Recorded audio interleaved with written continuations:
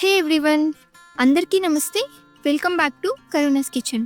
ఈరోజు వీడియోలో super simple అలాగే హెల్దీ అండ్ హోమ్లీ డిష్ అయిన ఆనపకాయ కర్రీ ఎలా ప్రిపేర్ చేయాలో చూపిస్తున్నాను. కొంతమందికి ఆనపకాయ అంటే తెలీదు.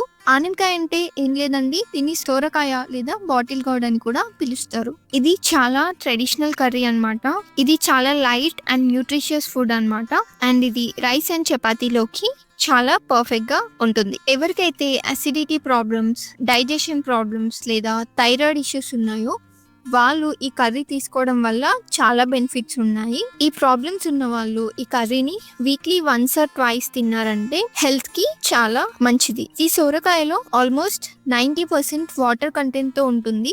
సో ఇది మీకు సమ్మర్ లో బాడీని కూల్ గా ఉండడానికి హెల్ప్ చేస్తుంది. దాంతో పాటు కొలెస్ట్రాల్ ని తగ్గించి వెయిట్ లాస్ అవ్వడానికి కూడా హెల్ప్ చేస్తుంది. అలాగే ఇది గుండె ప్రాబ్లమ్స్ ఉన్న వాళ్ళకి లేదా డైజెషన్ ఇష్యూస్ ఉన్న వాళ్ళకి చాలా బెనిఫిట్స్ ఇస్తుంది. అలాగే గ్లోయింగ్ స్కిన్ రావడానికి కూడా చాలా హెల్ప్ చేస్తుంది. సో ఇది వారానికి 1 లేదా 2 సార్లు తినడానికి ట్రై చేయండి. మెయిన్ గా ఈ మధ్య కాలంలో అందరికీ పీసీఓడి ప్రాబ్లమ్స్ కామన్ అయిపోయాయి. హాస్టల్లో ఉన్న వాళ్ళకైతే పీసీఓడి ప్రతి ఒక్కరికి ఉంటుంది.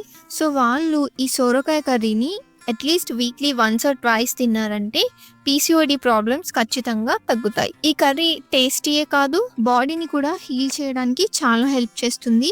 సో ఇది అస్సలు మిస్ అవ్వకుండా తినడానికి ట్రై చేయండి. ఇంకా ఈ టేస్టీ కర్రీని ఎలా ప్రిపేర్ చేయాలో చూసేద్దాం. దానికంటే ముందు మీరు మా ఛానల్ ని కొత్తగా చూస్తున్నట్టయితే సబ్స్క్రైబ్ చేసుకొని బెల్ ఐకాన్ ని క్లిక్ చేయండి. అందువల్ల నేను పోస్ట్ చేసిన వీడియోస్ మీకు నోటిఫికేషన్ ద్వారా రీచ్ అవుతాయి. ఇప్పుడు ఈ కర్రీ చేయడానికి ఒక లేతగా ఉన్న ఆనపకాయని లేదా సోరకాయ అంటారు కదా, లేతగా ఉన్న ఈ సోరకాయని తీసుకోవాలి. సోరకాయ కొంచెం లేతగా ఉంటేనే లోపల సీడ్స్ అనేవి చిన్నగా ఉంటాయి. సో వాటిని తీసేయాల్సిన పని లేదు, అంతా కలుపుకొని కర్రీ ప్రిపేర్ చేయొచ్చు. లేతగా ఉన్న సోరకాయలోనే వాటర్ క్వాంటిటీ ఎక్కువగా ఉంటుంది. అలాగే ఇందులో నేను చెప్పిన బెనిఫిట్స్ అన్ని రావాలి అంటే లేత సోరకాయనే తినడానికి ట్రై చేయండి. ఇందులో వాటర్ క్వాంటిటీ ఎక్కువగా ఉంటుంది, అలాగే టేస్ట్ కూడా బాగా వస్తుంది. మీరు ముదిరిపోయిన సోరకాయ తీసుకున్నారంటే మీకు అంత టేస్ట్ రాదు. అలాగే అందులో సీడ్స్ కూడా ఎక్కువ ఉంటాయి. సో అది అంత టేస్ట్ గా అనిపించదు. సో ఇలా లేత సోరకాయ తీసుకొని పైన చెక్కు తీసేసి ఇలా చిన్న చిన్న పీసెస్ లాగా కట్ చేసుకోవాలి. ఎంత చిన్న పీసెస్ గా వీలైతే అంత చిన్నగా కట్ చేసుకోండి. దానివల్ల ముక్కలు తొందరగా ఉడికిపోయి చాలా టేస్టీగా వస్తుంది. ఈ సోరకాయ చాలా మందికి నచ్చకపోవచ్చు, కానీ ఈ విధంగా ఒకసారి ట్రై చేశారంటే మీరు మళ్ళీ మళ్ళీ ప్రిపేర్ చేసుకొని తింటారు. అంత టేస్టీగా ఉంటుంది. చూడండి, ఇలా సొరకాయ ముక్కలన్నీ చిన్న చిన్న పీసెస్ లాగా కట్ చేసుకొని పెట్టుకోండి. నెక్స్ట్ స్టవ్ ఆన్ చేసుకొని కుక్కర్ పెట్టేసి అందులో ఆయిల్ స్పూన్ తోని 2 టేబుల్ స్పూన్స్ ఆయిల్ వేయాలి. ఆయిల్ ని లో ఫ్లేమ్ లోనే హీట్ చేసుకోవాలి. ఆయిల్ హీట్ అయ్యాక ఇందులో 2 స్పూన్స్ అల్లం వెల్లుల్లి పేస్ట్ యాడ్ చేసుకోవాలి. అలాగే 1 స్పూన్ పోపు దినుసులు అండ్ 1/2 స్పూన్ పసుపు యాడ్ చేసుకొని కలిసేలాగా మిక్స్ చేసుకోండి. ఈ ఇంగ్రీడియంట్స్ అన్ని మిక్స్ చేసుకొని లో ఫ్లేమ్ లోనే వేగనివ్వండి. ఒక 1 మినిట్ తర్వాత ఇందులోకి కట్ చేసి పెట్టుకున్న సోరకాయ ముక్కల్ని యాడ్ చేసుకోవాలి.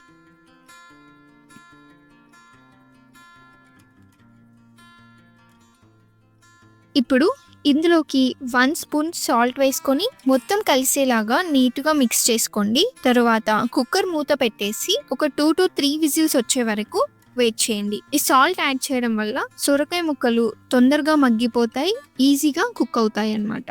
అందుకని 1 స్పూన్ సాల్ట్ యాడ్ చేసుకొని కుక్కర్ మూత పెట్టేసి ఒక 2 to 3 విజిల్స్ వచ్చే వరకు వెయిట్ చేయండి. ఇప్పుడు మిక్సీ జార్ తీసుకొని అందులో ఒక 10-15 పచ్చిమిర్చిని క్లీన్ చేసుకొని అందులో వేసుకొని కచ్చా పచ్చగా గ్రైండ్ చేసుకొని పెట్టుకోవాలి. మరీ మెత్తగా గ్రైండ్ చేయొద్దండి, కచ్చా పచ్చగా ఉంటేనే అది మంచి టేస్ట్ ని యాడ్ చేస్తుంది కర్రీకి. సో చూడండి, ఈ విధంగా గ్రైండ్ చేసుకుంటే సరిపోతుంది. ఇప్పుడు కుక్కర్ మూత తీసి చూద్దాం. చూడండి, వంకాయ ముక్కలు నీట్గా మగ్గిపోయి సాఫ్ట్గా జ్యూసీ లాగా అయిపోయాయి కదా. ఇలా అవుతే ముక్క కరెక్ట్గా ఉడికినట్టు. కావాలంటే మీరు ఒకసారి చేత్తో ప్రెస్ చేసి చూడండి, అది సాఫ్ట్గా అయిపోతే ముక్క ఉడికినట్టు. అలా అవ్వలేదు అంటే మూత పెట్టేసి మళ్ళీ ఒక 1 విజిల్ వచ్చే వరకు ఉడికించుకోండి. ఇప్పుడు ఇందులో మనం గ్రైండ్ చేసి పెట్టుకున్న పచ్చిమిర్చిని యాడ్ చేసుకోవాలి. అలాగే 2 to 3 టేబుల్ స్పూన్స్ ఎండు కొబ్బరి ఉంటే తురిమి ఇందులో యాడ్ చేసుకోవాలి. ఈ కొబ్బరి యాడ్ చేయడం వల్ల కర్రీకి చాలా థిక్ కన్సిస్టెన్సీ వస్తుంది. అలాగే కర్రీ టేస్టే చాలా మారిపోతుంది. చాలా చాలా టేస్టీగా వస్తుంది. సో మీ దగ్గర ఈ కొబ్బరి ఉంటే ఒక 2 to 3 టేబుల్ స్పూన్స్ యాడ్ చేసుకోండి. పచ్చి కొబ్బరి ఉంటే అది కూడా యాడ్ చేసుకోవచ్చు. దాని వల్ల కూడా చాలా టేస్ట్ యాడ్ అవుతుంది. కానీ మన దగ్గర పచ్చి కొబ్బరి ఎప్పుడు అవైలబుల్ గా ఉండదు కాబట్టి ఇలా ఎండు కొబ్బరిని తురిమి యాడ్ చేసుకోవాలి. అలాగే ఒక 1 స్పూన్ షుగర్ యాడ్ చేస్తున్నాను.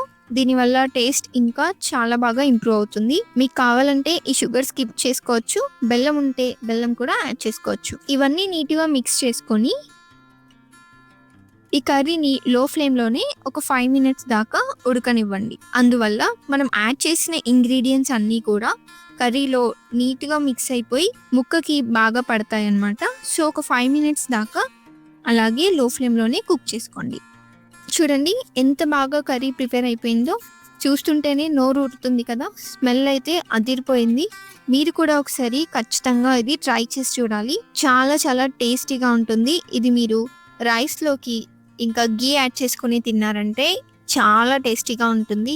ఏ రెస్టారెంట్ ఫుడ్ కూడా ఇంట్లో చేసిన ఫుడ్తో పోలిసే పెద్ద గొప్ప ఏం కాదు. మనం చేసే విధానంగా చేస్తే ఇంట్లోనే రెస్టారెంట్ స్టైల్ కంటే చాలా బాగా కర్రీస్ ప్రిపేర్ చేసుకోవచ్చు. మీరు కావాలంటే ఇందులో ఒక గ్లాస్ పాలు కూడా యాడ్ చేసుకోండి. దానివల్ల టేస్ట్ ఇంకా చాలా బాగుంటుంది. నాకు ఇప్పుడు పాలు అవైలబుల్గా లేవు కాబట్టి నేను యాడ్ చేయలేదు. లేదంటే పాలు యాడ్ చేయడం వల్ల ఇంకా టేస్ట్ అయితే చాలా బాగుంటుంది. మీ దగ్గర పాలు ఉంటే ఒక 1 గ్లాస్ దాకా యాడ్ చేసుకోండి. చూడండి ఇది నోట్లో పెట్టుకుంటేనే కరిగిపోయేంత టేస్టీగా ఉంది. అలాగే గ్రేవీ కోసం పాలు లేకపోతే మీకు కొంచెం గ్రేవీ ఎక్కువ కావాలంటే వాటర్ కూడా యాడ్ చేసుకోవచ్చు. కానీ ఈ బాటిల్ గార్డ్ లోనే ఆల్రెడీ వాటర్ కంటెంట్ చాలా ఎక్కువగా ఉంటుంది కాబట్టి మళ్ళీ వాటర్ యాడ్ చేయాల్సిన పని లేదు. సో నేను వాటర్ ఇక్కడ యాడ్ చేయలేదు. మీకు కొంచెం గ్రేవీ కావాలనుకుంటే వాటర్ ప్లేస్ లో పాలు యాడ్ చేసుకోవచ్చు. పాలు అవైలబుల్ గా లేదు అనుకుంటే మాత్రమే కొద్దిగా వాటర్ యాడ్ చేయండి. ఇది రైస్ లోకి కాదండి, రోటీ అండ్ చపాతీలో కూడా చాలా టేస్టీగా ఉంటుంది. ఎవరికైతే ఇంతకు ముందు ఈ సొరకాయ కర్రీ అంటే నచ్చదో వాళ్ళు ఇలా ఒకసారి ప్రిపేర్ చేసి చూడండి. డెఫినెట్ గా మీకు చాలా చాలా నచ్చుతుంది. ఇది టేస్టీయే కాదండి, నేను చెప్పినట్టు హెల్త్ కి కూడా చాలా మంచిది. ఇది సమ్మర్ లో తినడం వల్ల అయితే ఇంకా చాలా కూల్ గా ఉంచుతుంది బాడీని.